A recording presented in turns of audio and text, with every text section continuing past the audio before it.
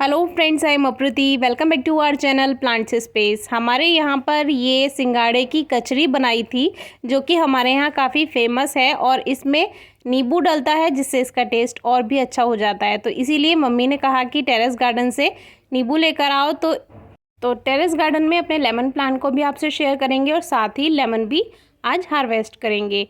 एक साथ सारे लेमन हार्वेस्ट नहीं करने चाहिए, जितनी ज़रूरत हो उतना ही प्लांट से आपको लेना चाहिए क्योंकि आप ही का टेरेस गार्डन है, आप ही का प्लांट है।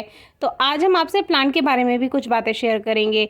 इसमें कुछ पत्तियां आपको कम दिखाई दे रही होंगी और कुछ टहनियाँ भी खाली हैं। ऐसा इसीलिए क्योंकि कुछ कैटरपिलर्स हमने इस पे से कलेक्ट नहीं किए थे और हमें थोड़ा सा काम था और उनकी केयर नहीं कर पाते इसीलिए, और इसी वजह से वो पत्तियां जो हैं उन्होंने खा ली पौधे से। तो ये चलता रहता है। हमने कई कैटरपिलर्स की वीडियो आपसे शेयर की हैं, आप चेक कर सकते हैं।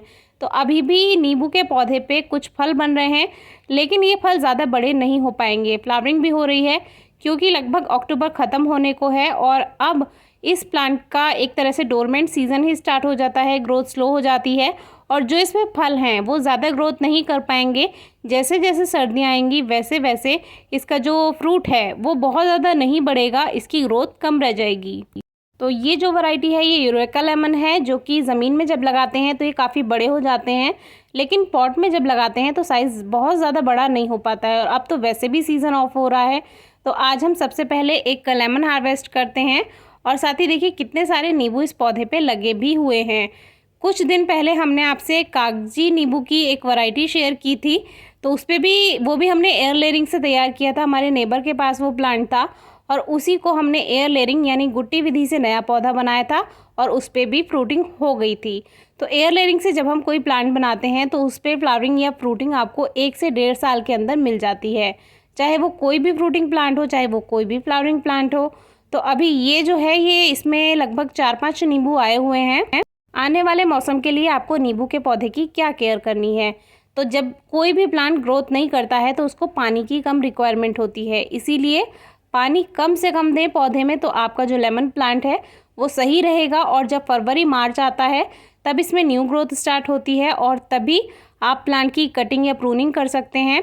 और ख़ास तौर से फरवरी में इसमें फ्लावरिंग लगभग शुरू हो ही जाती है, तो कोशिश कीजिए कि आप जनवरी लास्ट तक अपने प्लांट की प्रूनिंग कर लें, तो आपका प्लांट जो है न्यू शूट्स बनाएगा और उस पर फ्लावरिंग भी होगी।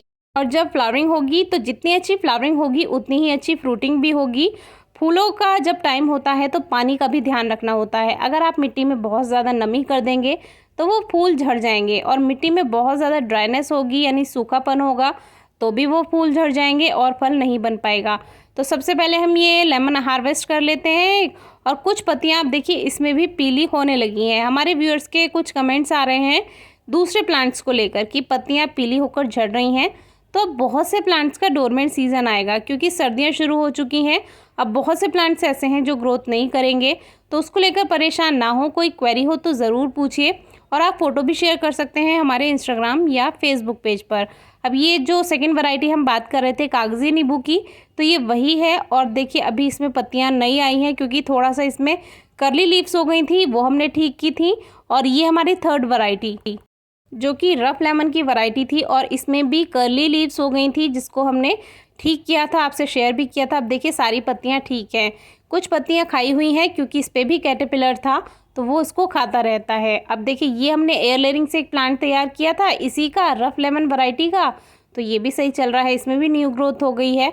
तो इस तरह से ये हमारे कुछ नींबू के पौधे थे और आपको बताना था कि अब अगर ग्रोथ स्लो हो जाए तो परेशान ना हो। देखिए कितना अच्छा और रसीला नींबू है ये। तो आज की वीडियो आपको कैसी लगी ज़रूर बताइएगा। कोई क्वेरी है या क्वेश्चन है तो ज़रूर पूछिएगा। Thank you.